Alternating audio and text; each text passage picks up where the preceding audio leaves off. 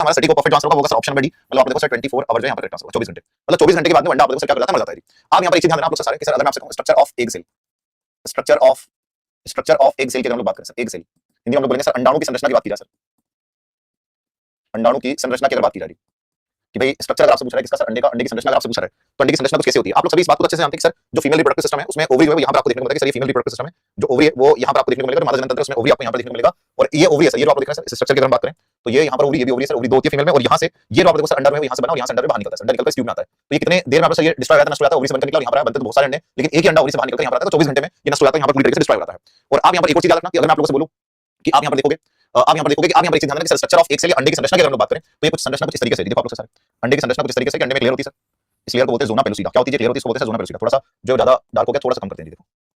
तो ये आप देखो सर अंडा है इसकी लेयर ज़ोना पेलुसिडा, अंदर आप देखो सर जो न्यूक्लियस है केंद्रक है जी, तो अंदर अगर आप यहाँ पर देखोगे सर अंदर क्या है, केंद्रक आपको जो देखने को मिलेगा केंद्रक, तो अंदर क्या मिलेगा आपको, जो केंद्रक मिलेगा केंद्रक। अब यहाँ पर आप एक चीज समझना इसकी नेमिंग, और बाहर बाहर इसके क्या होगा सर, बाहर इसके जो है आपको क्या देखने को मिलेगा, बाहर इसके आपको देखने को मिलेगा कोरोना रेडिएटा, जो पूछा जाता है हमसे, ये अंडा है सर, ये एक सेल है और एक सेल के अंदर ये जो बाहर आपको जो देखने को मिल रहा है बोलते हैं सर कोरोना रेडिएटा है सर, ये क्या है जी, ये है कोरोना रेडिएटा है, ये आप यहाँ पे रखते हैं सर, ये क्या है इसको हम लोग बोलेंगे सर कोरोना रेडिएटा जी, ये है कोरोना रेडिएटा, इसको हम कोरोना रेडिएटा बोलते हैं जी। तो अगर नेमिंग में करूं आप लोग यहाँ पर समझना कि सर इसके अंदर क्या क्या चीजें हैं, इसके अंदर आप देखो सर ये क्या है, इसको बोलते हैं न्यूक्लियस, इसको बोलते हैं न्यूक्लियस, हिंदी में हम लोग बोलते हैं केंद्रक, क्या बोलते हैं केंद्रक, ये केंद्रक है, ये जो है सर इसको बोलते हैं साइटोप्लाज्म, साइटो आप देखो सर प्लाज्मा, हिंदी में इसको बोलते हैं कोशिका द्रव्य, क्या बोलते हैं कोशिका द्रव्य, इसको कोशिका द्रव्य बोलते हैं। ये जो आप लोग येलो कलर की लेयर देख रहे हैं सर, इस येलो कलर की लेयर को बोलते हैं ज़ोना पेलुसिडा, इसको हम लोग बोलते हैं sir zona pellucida, zona pellucida, और ये जो आप लोग देख रहे हैं सर, ये जो बबल्स जैसा स्ट्रक्चर देख रहे हैं इसको बोलते हैं सर कोरोना रेडिएटा,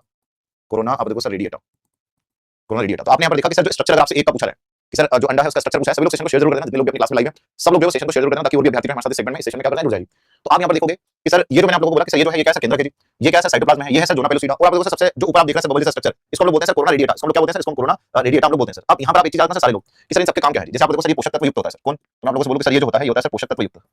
पोषक आप देखो सर पोषक तत्व युक्त होता है जी,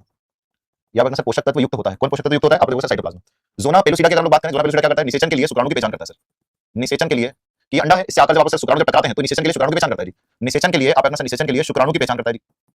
शुक्राणु की पहचान करता है, शुक्राणु की क्या करता है सर, पहचान करता है जी। वहीं पर आप देखो सर जो कोरोना रेडिएटा है ये क्या करता है, सुरक्षा प्रदान करता है सर, इसका काम क्या है सर, इसका काम है सुरक्षा। तो ये सारे पॉइंट्स रखना अंडे के। अब दूसरा आप एक और पॉइंट याद रखना अंडे का कि सर अंडा जो है वो क्या है सर, मानव शरीर की सबसे बड़ी कोशिका है जी। अगर आपसे बोला जाए सर